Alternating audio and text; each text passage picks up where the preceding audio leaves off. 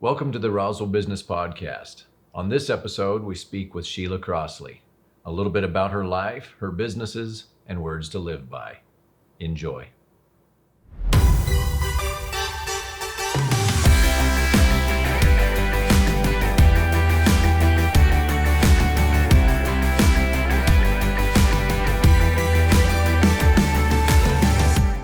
Sheila, thank you. Hello, I appreciate Donovan. you coming and spending a little bit of time with us this afternoon. We're going to jump right into it, just like we do on every episode. Perfect. First of all, let's talk about Sheila the person. You know, where do you come from? What makes you tick? Background, those kind of things. Whatever you want to share. I am a New Mexico girl. Okay. I'm born, raised, and I'm from a ranching family. And strangely enough, all my family, I have 6 brothers and sisters, and everybody is very, ranch oriented, except me. Growing up, I wanted to do dance. I wanted to, do something different, which my whole family was like, you're so weird. And, I didn't feel like I was, but I remember telling my mom that I was so sick and that I had to stay home from school in the 3rd grade so that I could go with her to Miss Minnie's exercise class for my mom's generation. And that's here in Roswell. And that's here in Roswell. And if anybody is in the dance world in Roswell, they know who Miss Minnie is. And I was in 3rd grade, and that's what I wanted to do. Wow. I loved it.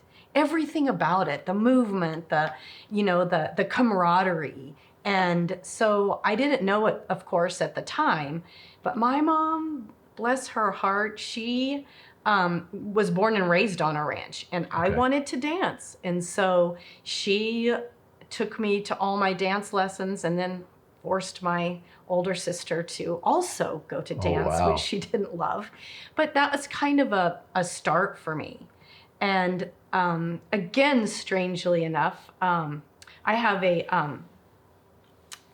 Bachelor of Business Administration from Portales. I went to school in Portales, and a minor in dance. And I had my first job was in a business.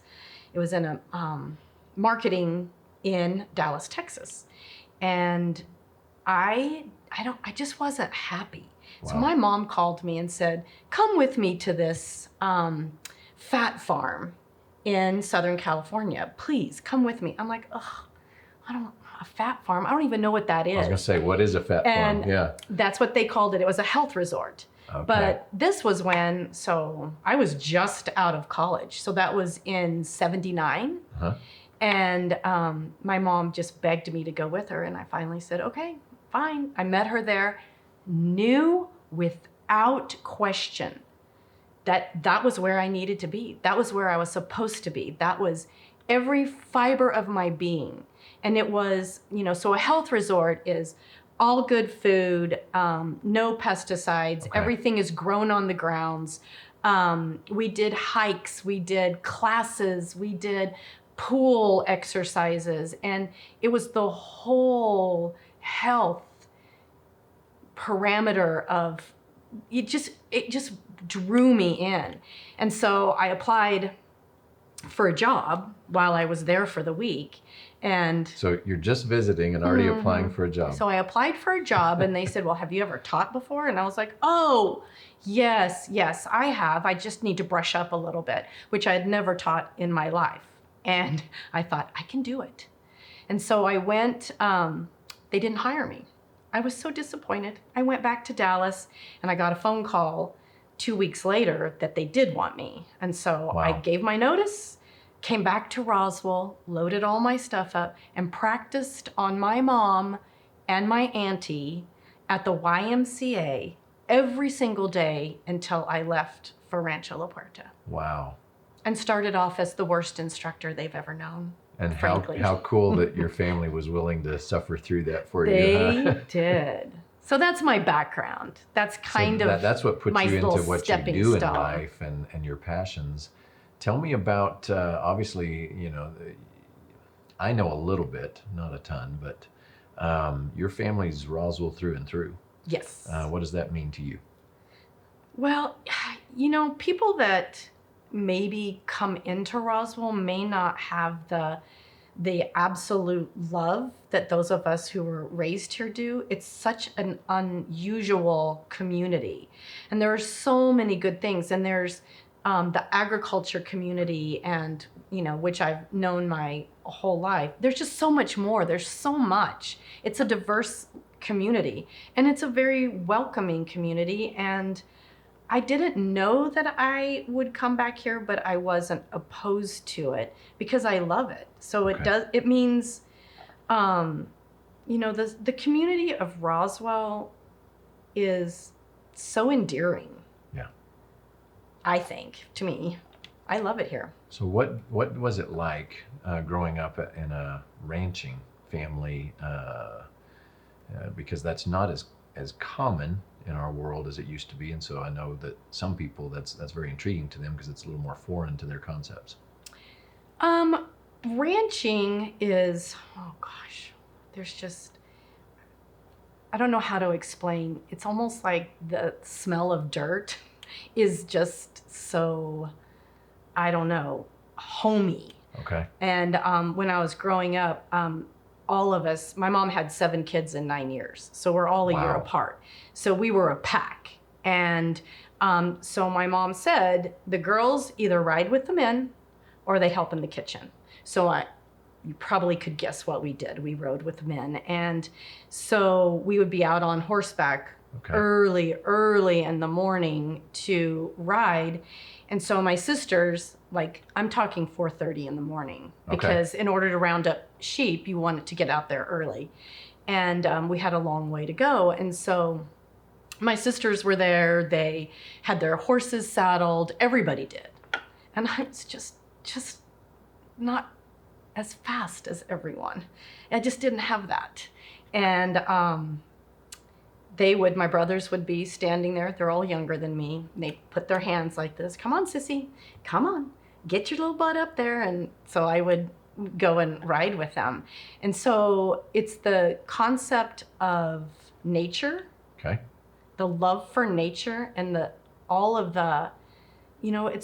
the smells and textures and feelings of ranching that you can't get anywhere else.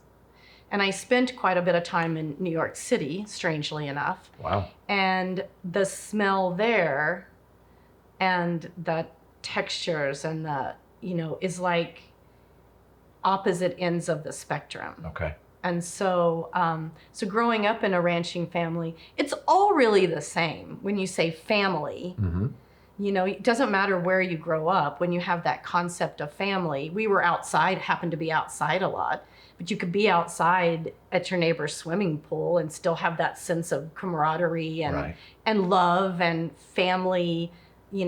That's another thing I love about Roswell. People here have great sense of family and that nurturing, that feeling of it takes a village. Mm-hmm. I mean, neighbors are watching out for neighbors, and we didn't have that growing up at the ranch. We just had each other. Right. But it's that same thing that I love so much. So what's the practical side of the ranching? I love the philosophy side and the heart that you're sharing there. What does that look like? Were you guys in with animals, or was it with land, or was it both, or crops, or what level? We had, of course, we had to have alfalfa too. Okay. But and we sold our hay, and we also raised apples. And so we sold our apples to Furr's supermarket. I didn't realize Roswell was that big of a apple.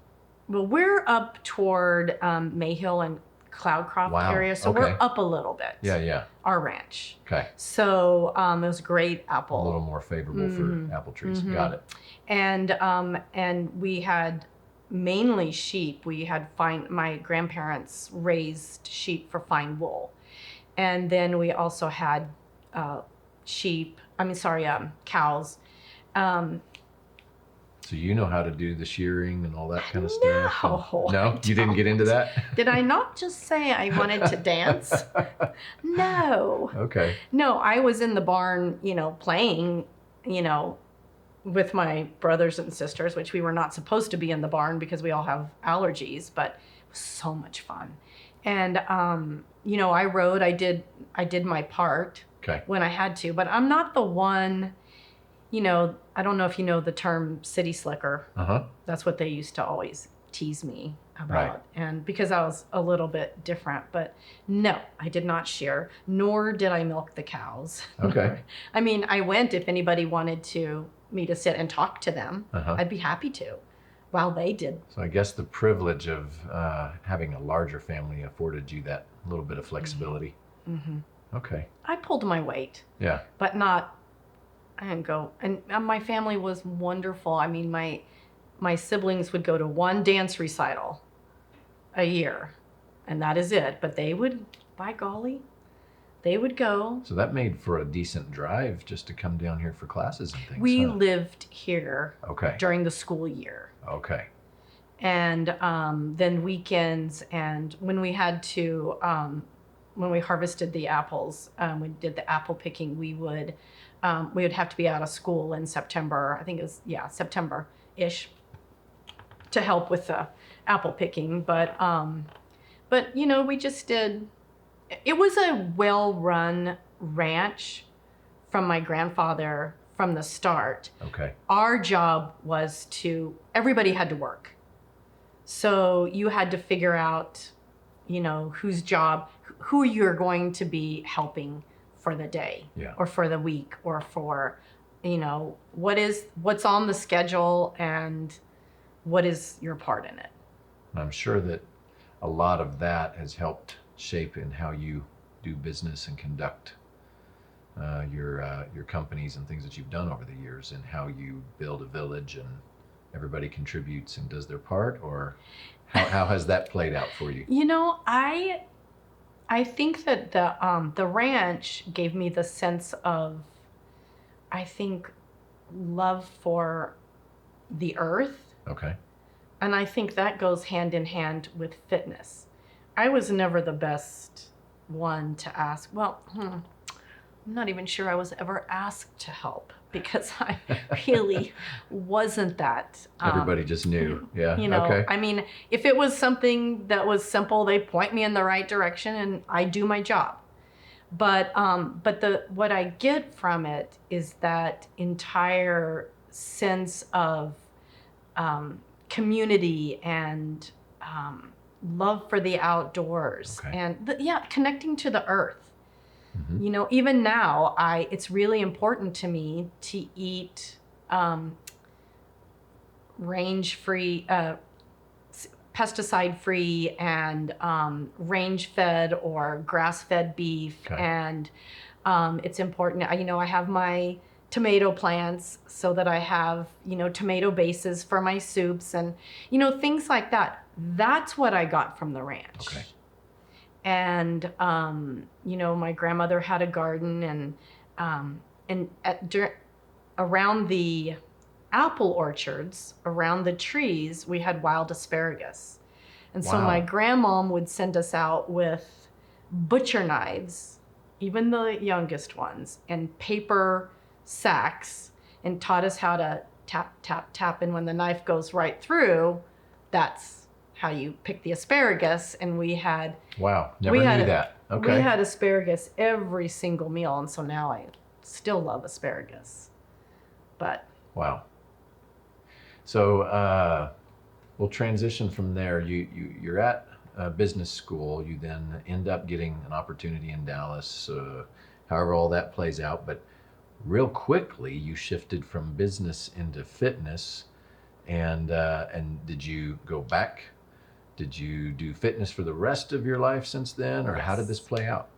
I have, like I said, a business degree, and I started working at a marketing firm, which I didn't like in Dallas, and I got a job at an investment banking firm, and I did not love it. Okay. I did not love it. And my dad strongly suggested that I get a business degree because I didn't really know what I wanted to do, but I knew I wanted a degree. Sure. And he just really strongly suggested that I get a business degree. And I said, well, as long as I can. And I was in all the dance productions. And at that time, Eastern had a phenomenal dance and theater department.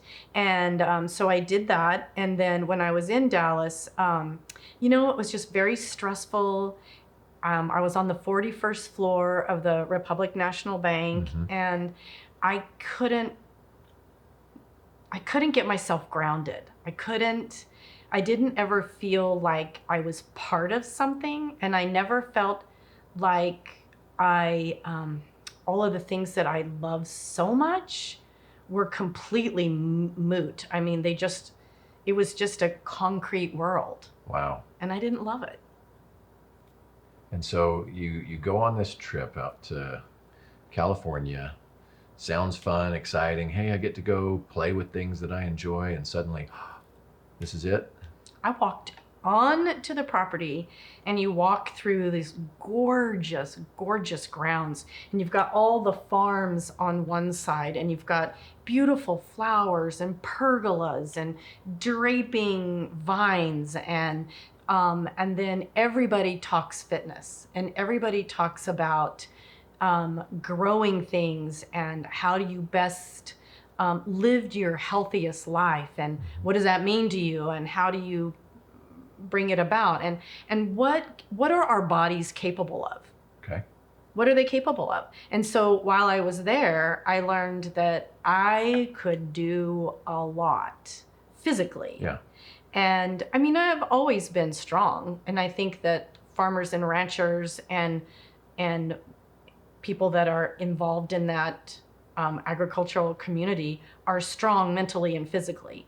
But having a different type of testing yourself, oh my goodness, I loved that so much. I thought, bingo. So I knew when I was there, and I thought, the only way I can do this is to apply for a job. I'm just gonna do it. My mom was just like, oh, okay, sure, absolutely. I'll walk you to the door. And I was like, okay, Mom, all right, let's do this. And so I, begged for it. I mean, they really weren't interested in me. Okay. And I was like, I know I can do this. And one of the things that the woman that I applied to, she left maybe 10 years later, but one of the things that she said to me before she left is, I just knew, I had the feeling that you were never going to give up. And yes, you started off a little rocky, but I knew that you would. I was willing to take a chance on you. And it was because I would not let anything stop me from at least applying. And then when I got the job, I was in the gym at Rancho La Puerta every single night practicing. Okay. Practicing speaking, practicing moving while speaking, practicing how to make one move flow into the next move, how to make, things of, if I have a beginner, how am I going to make the, every movement that I do appropriate for everyone. So for me, the mental challenge was a dream come true. And how long did you do that there? I worked for them for about, I started April of 1980, and I worked for them. My daughter, I was still working for them when I had Skylar. So she was born in 89, I think. Okay. Golly. Okay. Oh, I hope she never sees this. So I worked for them for about 10 years and on and off. And so during that time, they had the contract on the Cunard ships. And so we were asked, if some of us would like to go on the ships to teach fitness. I said, yeah, you enjoyed the adventure. And, yes. Yeah. Wow. Heck yeah. And so I did that for many years. And so. Wow. So trial by fire, and you proved that you could learn and adapt and grow and all the things that they were telling you, hey, love your tenacity, but this isn't really good, and you won out. I did win out. Wow. I was determined. Wow. So. And what was the ships like? What was that life like? It was, again, it was an extraordinary time because we actually we didn't work for the cruise line. We worked for the Golden Door Spa, which is a sister spa to Rancho La Puerta. So I'd worked there some. And then, so we worked for them. So we didn't have the same rules. So when we would dock in a port, we would do a little walk around the promenade deck, and then we would be off the rest of the time until we left, and we would do a little walk. That includes Africa. We did a 3-day safari, Hong Kong. I did 2 world cruises. Wow. And so I've seen a lot, done a lot, and the whole time speaking and living fitness. Okay. So, yeah. So you've seen a lot of cultures, a lot of different people, and been able to speak some hope in their life that they can live a little bit better. Mm-hmm. Nice. To be able to age gracefully and to be able to... What a cool thing to be able to give that to somebody. It's really cool. And for people to feel successful as far as fitness is the best. It's the best feeling ever. For someone to say, did you see that I could get up and down off the ground with no help? I'm like, yes, I did notice. Yeah. I mean, it's wonderful for people to age gracefully, to not feel like they're, just not functioning because they're aging and they're tired. Yeah. Wow. So that's it's huge. wonderful. Okay. So you're touring the world, you're living life to its fullest, following this dream that was awoken inside of you and helping people. Take us back to what brought you back to Roswell. I married the vice captain of one of the ships I was on, and that is Skylar's father, and her biological father. And when I was pregnant, he said, where do you want to live? And because he could headquarter out of anywhere. And I said, I want to go home and be by my mom. And I want my daughter to have that ranching background, and for her to be able to feel and know all the things that I knew growing up. And I wanted her to have that sense of family. And this community provides that on so many levels, not just my own family, my siblings and my parents, but I wanted her to be in this environment. I didn't want her to be raised in the concrete world. Just didn't want that for her. Understood. So that family upbringing was still screaming at you when it was time, your turn to play the game. Wow. And so you moved back here. What did that look like? What did that do for life? Were you still touring the world? I did some. I did some with my ex-husband, who's a tremendous person. And so, it just, I did travel some, but I really wanted to get a little more roots here. And so I did, I started, I believe, at the Racket Club. Wow. And I did some classes, and then they asked me to run the group exercise. I mean, that was, like in the very early 90s. Okay. So it was still decently popular and solid. Maybe it was even, I think it was, I know it was the 90s. Okay. And then I just wanted to kind of do my own thing. And I think that because I wanted to have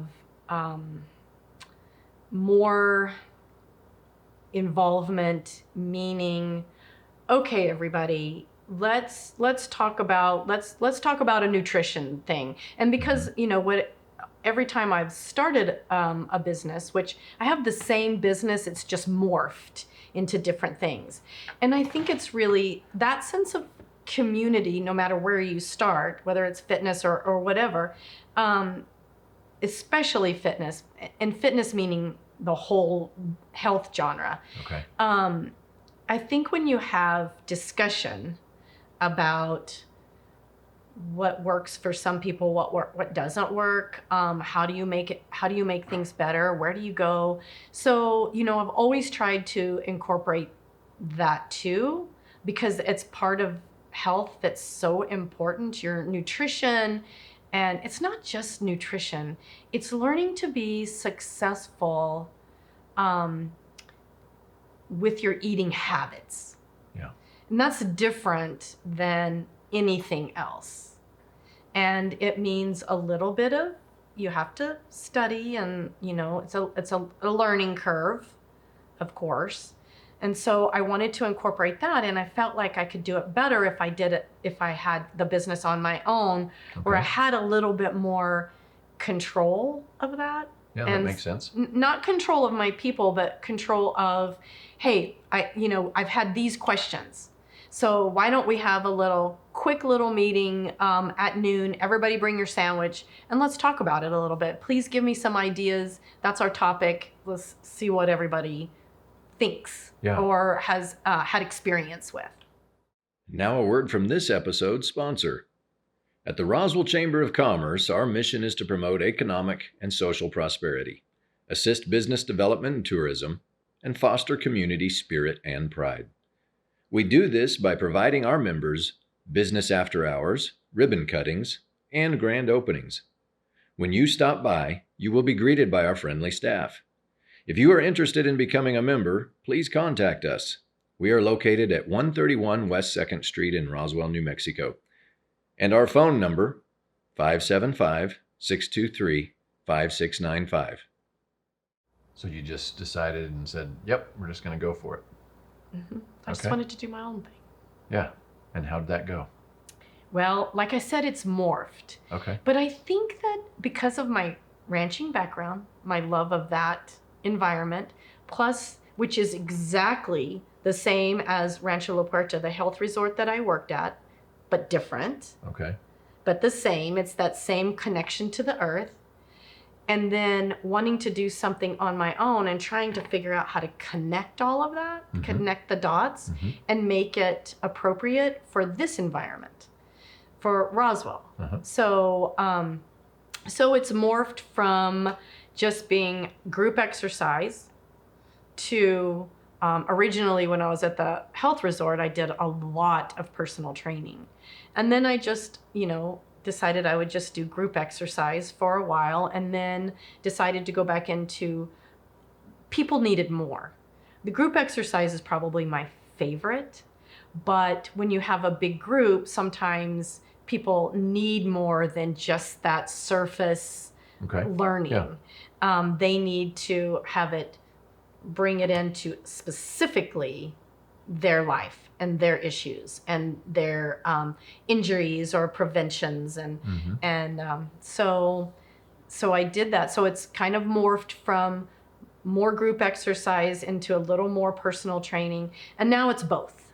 Now I have both. Yeah. And I love that. And we have a beautiful environment at the studio that I have now where, there's a lot of green. There's, so you can go out and walk, and it's just different. It's different when you walk on the sidewalk.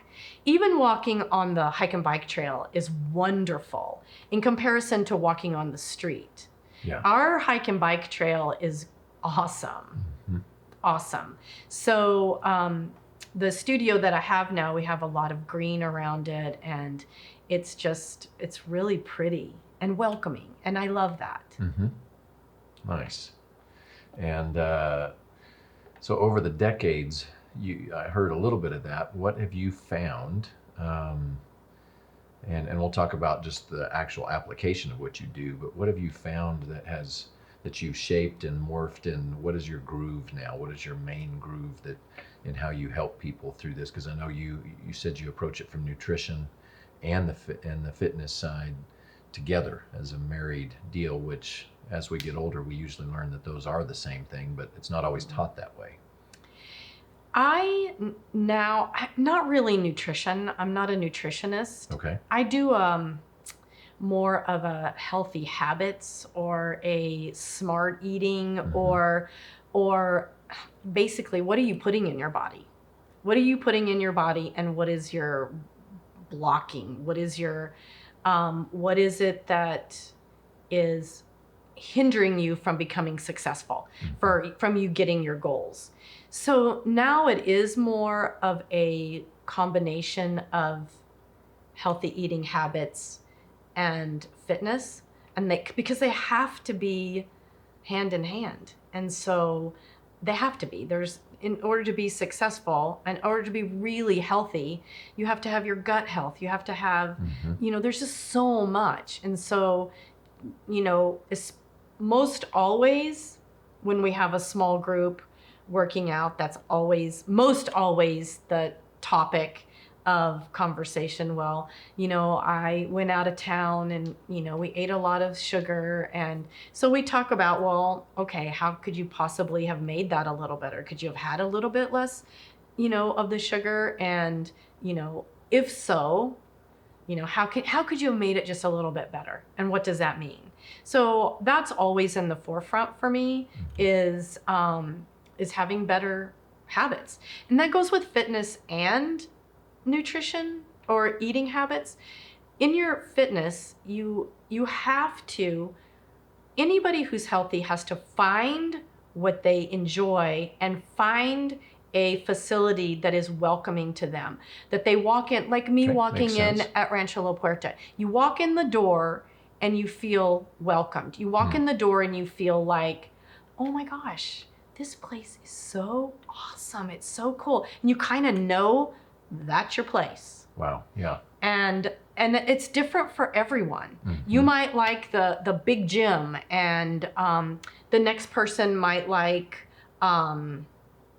just different things. And we have a lot in Roswell. There's a lot of great facilities here, but it still holds true. It doesn't matter how many, and it doesn't matter what their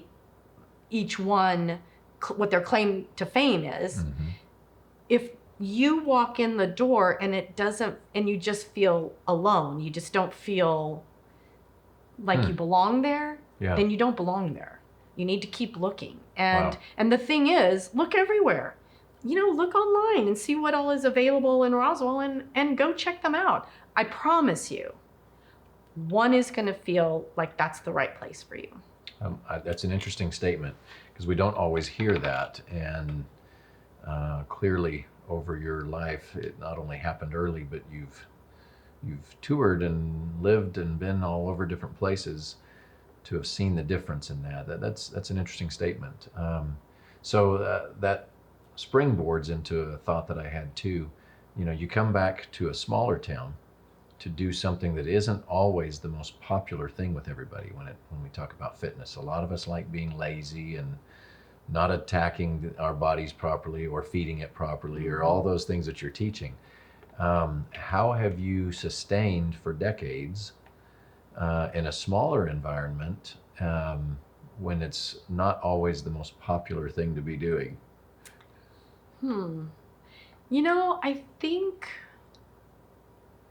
I think being a smaller facility, I know everybody's name. Most everybody knows everybody's name. And so, most everybody is helpful, and that doesn't mean that other places don't have that, same thing. I think that I do think that there is something, though, to a small facility. It's like my feeling of, the country life or the small town life, as opposed to being in a concrete jungle, big city. I mean, some people love that. They gravitate to that, and that's their thing, and that's where they belong. And there's air people and there's earth people, and air people don't. Okay, this is not going to sound like I mean it, but don't always have their feet connected to the earth. And that doesn't mean that they're flighty. It doesn't mean that they're that there's anything wrong with that. They just, they may not know where milk comes from, or their feet are just a little bit off the ground. Okay. Earth people are connected to the ground. They want to grow their things. They want to harvest and know more earthy things. Okay. And I don't know a better way to explain that. And I think that applies to just about everything. We're all someone. We're all right. Right. Well, I think I understand where you're headed there, because there's unique challenges when you're trying to grow a business and trying to do all that. And part of this being a business podcast, that's what I was looking for, was some of these little nuggets that you've picked up along the way. And one of those is that part of your success has been by not being massive. Mm-hmm. Part of your sustainability has been able to know people's names, if I'm hearing you correct, and correct. Be able to connect with them on a personal level. Okay. How have you weathered weird economic times and things like that, being a smaller business through all that? What's been some of your insights and things that you've learned along the way? I have learned so much. I will say thank you to my dad for pushing me to do my business degree. I've used it every day of my life. But I think that being sustainable for so long, I think it's always, I think it starts with me. Okay. I think that because I love what I do and I live and breathe it, I think that feeds out. And I think that because I'm also willing to change. So I was petrified at the start of COVID. I mean, I didn't know how I was going to, to make it through that. And my daughter said, "You're going to sit down and you're going to learn how to Zoom, Mom." And I was like, I just don't want to do it. And, she was like, "Yes, you do. You're going to do it." And so she instilled that into her too. She sat there right there with me, and she was on the phone with my clients who didn't know how to do it either. And so the whole year, it's a good point, because you're working with a lot of times some older clientele, because that's part of your mission. Yes. Part of your, Yes. Okay. And so they didn't want to do it either, but it was either that or not be able to do it. So I think being sustainable means being flexible. Wow. And not being afraid. Change is change. Mm-hmm. We're all going to go through it. We're all going to have it. And whether I like it or not, I'm going to have to do it. And I think because I put out the effort, and everybody knew that I did not want to do Zoom. I didn't want to. That's not what I do. I don't know I'm not a big techie person. And by golly, I did it. Wow. And, and they followed suit. So because they knew I didn't want to do it. And so I was like, you know what? Skylar's going to teach us all. So let's all be patient. And on Monday, we're going to try it. And so we all did, and we all got on, and we all had a great session. Wow. And so I think that that's probably what has, allowed me to keep a small studio, because it's the ebb and flow. We change. So have you always had that natural ability, or do you have to learn that along the way? The ability to adapt to change? Oh, I think that's something you have to learn along the way. I don't know anybody who loves change. I mean, most of us stick our heels in the ground and are like, this is the way I know how to do it, and this is the way we're going to do it. And I think that that is also something that has that I have tried to impart to all of the people at the studio. Okay. It's change is change. It's good. So, don't belittle somebody doing it this way. You go and try it, and then you don't have to do it, but we're all doing something a little different, and they're all good. It's all good. Wow. And then when when we're forced to do change, which we hate the most, something good comes of it. From the phoenix, from the phoenix rising. I mean, there's always something good come from change. You just have to ride that storm out. Love that. So we've talked about a lot of different directions, as we always do, and I appreciate you humoring me as we travel through these journeys. You're now at a place that you've been for, if I remember correctly, a little over a decade, maybe 12 years ish, 15. The same location brand, but location has been about a decade or so. Is that? That's correct. Yeah.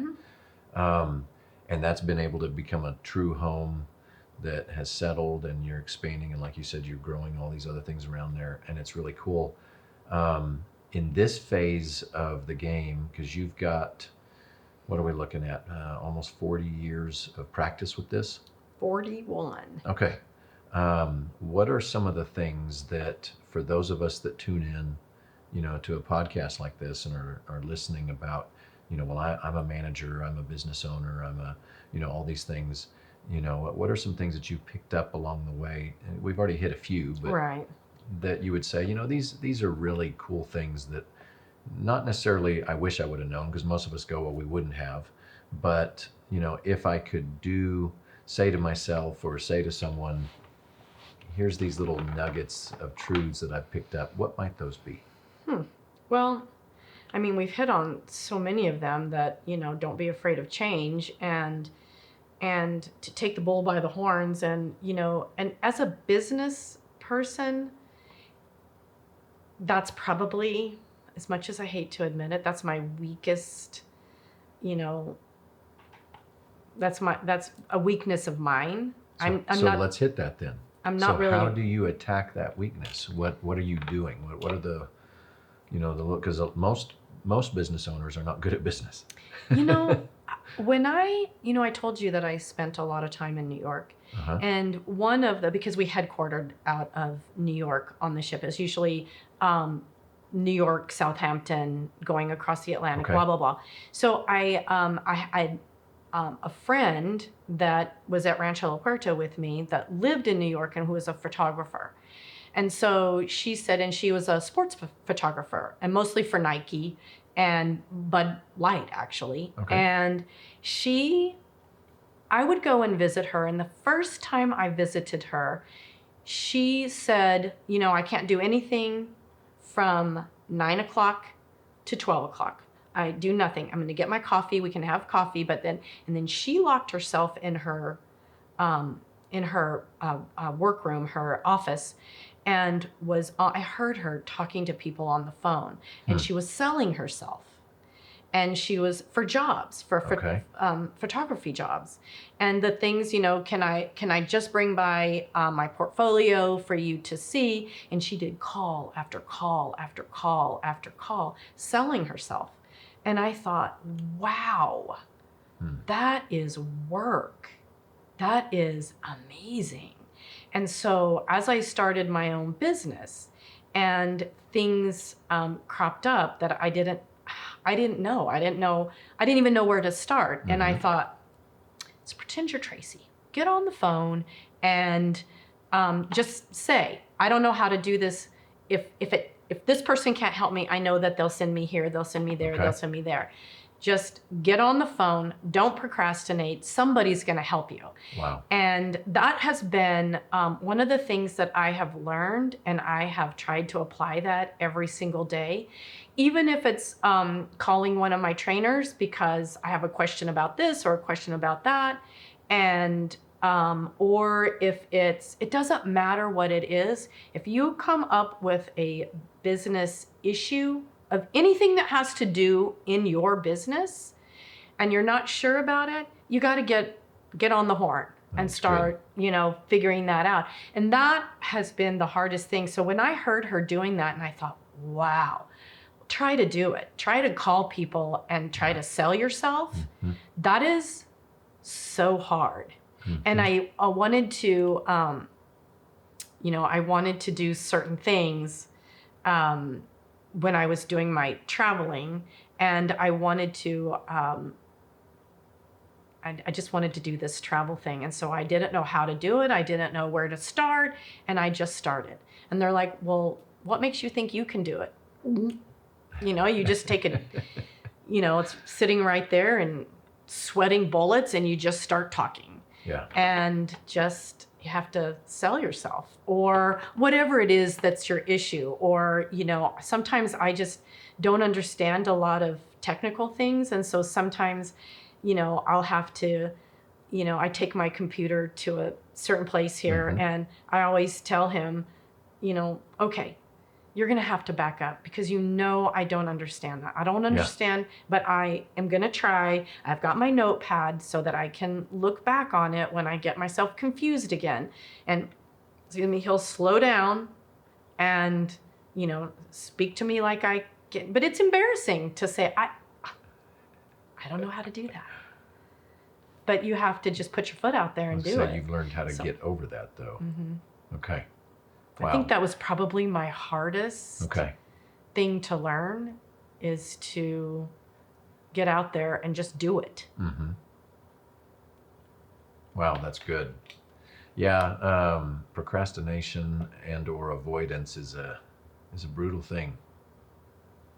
Well, you want to perpetually be moving forward. Yeah, that's good. And so there's only one way to do that, and that is to, you know, to learn and to make choices that will move you forward. So since the fitness world is your passion and all this kind of stuff, let's say we've got someone that's fresh out of college like you were, totally enamored with the idea of it like you were, how would you tell them to head in this world's climate? Because this is a different climate, a different world than what it was when you were doing that.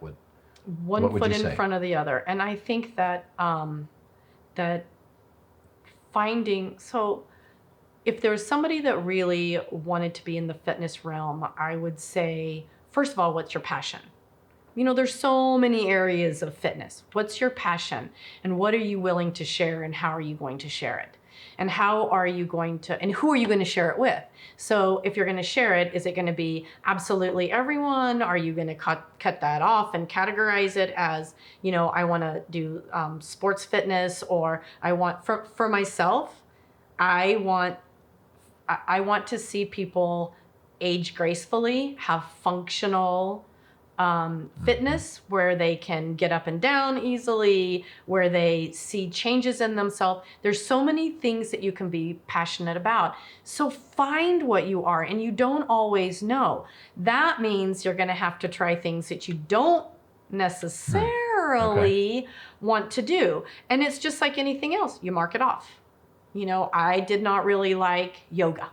I did not, or I loved yoga. I don't really like weight training. I find it boring.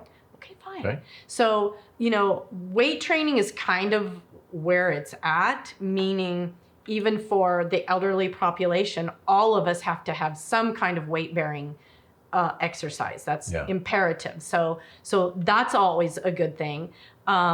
So whatever it is you decide to do and whatever it is you're passionate about, then you have to figure out who is going to be your market and how are you going to get to them and what are they going to get from you. So I would be researching, finding out all the different types of activity and fitness. And there's always we kind of get stuck in a rut. Sorry. It's kind of body weight training right now, which is great, but you got to know it all. You have to know it all. And so once you've established that, sorry, Donovan. No. Would you suggest they are heading to, like you did, go into a facility that they admire and be mentored through that platform? Should they open up their own practices, or both, or? What, you know, I think first, I love the idea of being mentored first, but first you have to find where you have to go through that door and find, oh, I really like it here. I see myself here. Wow, yeah. I feel myself here. And then to have somebody that mentors you is phenomenal. And then to think of, okay, what's my end goal? Is my end goal to just train part-time? Do I want to be a gym owner? What is my end goal? And then you're going to have to start getting your reputation from all avenues. I'm able to train you. I'm able to train you. I'm able to train you. And I can guarantee you're going to get to your goals. Wow. With effort from the client. Yeah. That's always a little key there. Everybody has to do their part in order to be successful. But it's your job to motivate them to want to be there. And so I would definitely say, if you're just getting out of college, start somewhere. Find where you can start with, okay, I want to be in Dallas, Texas, or I want to be in Roswell, New Mexico. Yeah. Okay. So what are all the facilities that are there? Walk through that door and see where you feel best. And then see if you can, or if they can meet your training goals, and if what they offer is going to make you successful. It's going to help you on the road to success. Okay. And that each person knows that. But it does take, if you walk in the first place and think, oh, this is nice, that's great, and that may be your place. Really important to check every place. And then I think just taking your steps, whether they're baby steps or big leaps toward that goal. I want to be the best trainer that Roswell, New Mexico has ever seen. I want to have the most welcoming facility and the best community, fitness community that Roswell has to offer, if it's Roswell that you choose to be in. Yeah. And, it's all about people knowing, oh, you know what? I heard that, Sheila Crossley will take beginners or people with injuries, and I feel comfortable, seeking her out. You have to have a reputation for what it is you want to do. Very good. Thank you for giving a little bit of that, because I know that there's a lot more to it, but that does help those that are wanting to, do something. And then obviously people in other businesses, it's very similar principles. So Absolutely. Great insights. Before we wrap up and get to the finish here, when I had invited you to come on and share some of your life, is there something that we didn't cover that you had thought of that you're like, ooh, I would love to share this, or maybe something else that I didn't lead as we went through the conversation that you just wanted to throw in? I think that I am approached by so many people that say, well, I can't do that. You can do it. Everyone can do it. It takes effort from everyone and consistency. And I think that as a viewer of this, if there's one thing that I could impart, it would be, again, to find the place that you feel comfortable and, seek out a trainer, or just ask somebody, what they do. But make a commitment to yourself to do something physical for yourself, for your mental, your physical, your emotional, your spiritual well-being. Yeah. And it does take effort. And I love to sit on my couch and read my book. I could do that for 3 hours in a row and be happy. But I don't do that until I I either walk my dog or I do something. Okay. And as much for my mental release as for anything else. Wow. But, that would be something that, and I don't care what age you are. I don't care where your fitness is. I don't care, what is stopping you from walking through that door. You have to do it. It takes you. I can help you. But, it does take the effort. It's both sides. Really, really good. So if people are listening and they want to somehow connect with you or your studio or things like that, What is the best way for that to happen? To either contact me by email or preferably a phone call or a text, and it's SBC Fitness Center. They can, our phone number is on our sign outside, and I have a website. Okay. So if somebody would like to go to the website, there's an email on that website. And we'll put links in the Great. comments, but what is that website, just as people are listening? SBC Mind and Body. Okay. .com? .com. Thank you. Very well. And do you want to give that phone number in case someone's Absolutely. listening? Go ahead. 575-914-0455. Awesome. Well, again, thank you so much. Appreciate what you're doing in our city, and obviously the heritage that your family has here. There's so much more we could talk about there and the history there, but what you're contributing and doing, and then just some neat words of encouragement that we can all do things all the way even into our later years is crazy cool. So thank you for what you're doing, and thank you for spending some time with us. Thanks, Donovan. You know, I love being anywhere with anything that you do, so Well, I thank you. appreciate you having me. Awesome. If you enjoyed today's program, subscribe to the format you are on, YouTube or podcast channel, so you get notifications of new releases. If you want to connect with me, go to donovanfulkerson.com for my companies and related business and product offerings. On social media, my personal accounts have daily spiritual and personal life posts. My business accounts relate to those specific products and offerings. If you'd like to be a sponsor, reach out too. We can make that happen. Thank you for connecting. Please share this video and get the word out. We'll see you next time.